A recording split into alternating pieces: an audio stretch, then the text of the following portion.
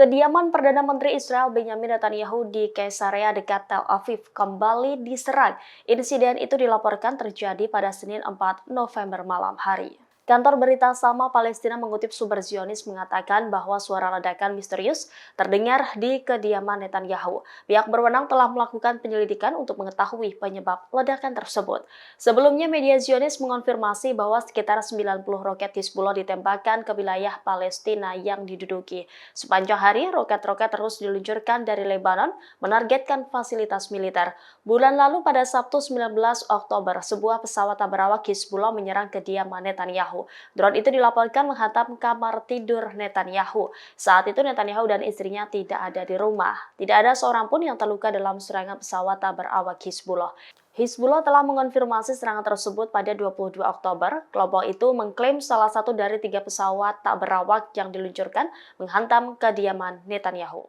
Perdana Menteri Israel Benjamin Netanyahu kembali kecolongan data rahasia. Kelompok peretas yang dijuluki Ratuan Cyberpol berhasil membobol data penting di Kementerian Keamanan Nasional Israel, pimpinan Itamar Ben-Gvir. Pasukan Cyber Ratuan mengaku memperoleh data lengkap lebih dari 5.000 pemukim bersenjata dan pasukan pendudukan Israel atau IOF. Selain itu, pasukan Cyber Ratuan juga berhasil mendapat dokumen rahasia di Menteri Keamanan Nasional Israel. Kelompok peretas itu memperingatkan Israel bahwa pemukim bersenjata adalah target yang sah.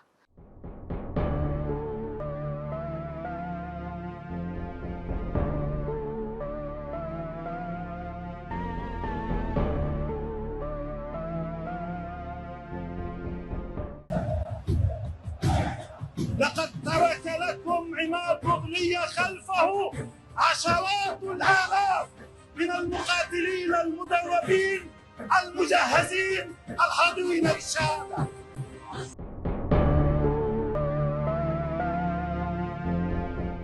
Perdana Menteri Israel Benjamin Netanyahu melakukan segala cara untuk membebaskan seluruh sandera yang masih ditahan oleh kelompok Hamas di jalur Gaza. Pasalnya, agresi militer IDF di Gaza selama 13 bulan tidak membuahkan hasil yang memuaskan. Tentara Israel banyak yang menolak bertugas di Gaza untuk membebaskan sandera. Time of Israel melaporkan bahwa Netanyahu memiliki cara lain demi membebaskan para sandera yang tersisa. Pejabat Israel yang tidak disebutkan namanya mengungkap bahwa Netanyahu merayu warga Palestina untuk diajak bekerja sama. Disebut Netanyahu menawarkan uang jutaan dolar kepada siapapun yang berani menculik sandera dari tangan Hamas untuk kemudian dibebaskan.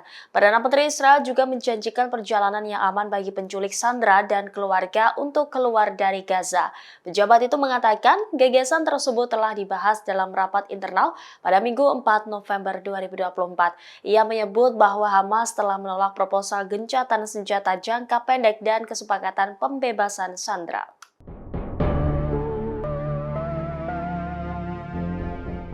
Rusia dilaporkan akan mengevakuasi warganya di Lebanon yang tengah dilanda konflik. Ini merupakan kelompok pertama warga negara Rusia yang akan dipulangkan dari Lebanon. Kementerian Situasi Darurat Rusia mengumumkan langkah ini pada Selasa 5 November 2024. Warga Rusia akan dievakuasi menggunakan pesawat yang mengirimkan bantuan kemanusiaan ke Lebanon.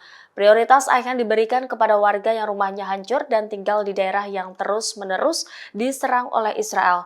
Pesawat Il-76 milik kementerian mengirimkan 20 ton pasokan penting dan obat-obatan ke Beirut. Upacara penyerahan bantuan ini kepada pejabat Lebanon berlangsung di Bandara Internasional Rafik Hariri. Upacara dihadiri oleh Duta Besar Rusia Alexander Rudakov dan anggota parlemen Bilal Abdallah. Sebelumnya pada 3 Oktober lalu, pesawat kementerian lainnya membawa 33 ton bantuan kemanusiaan ke Beirut, termasuk makanan, obat-obatan, barang-barang penting, dan generator listrik sebesar 80 kW. Download Tribun X sekarang, menghadirkan lokal menjadi Indonesia.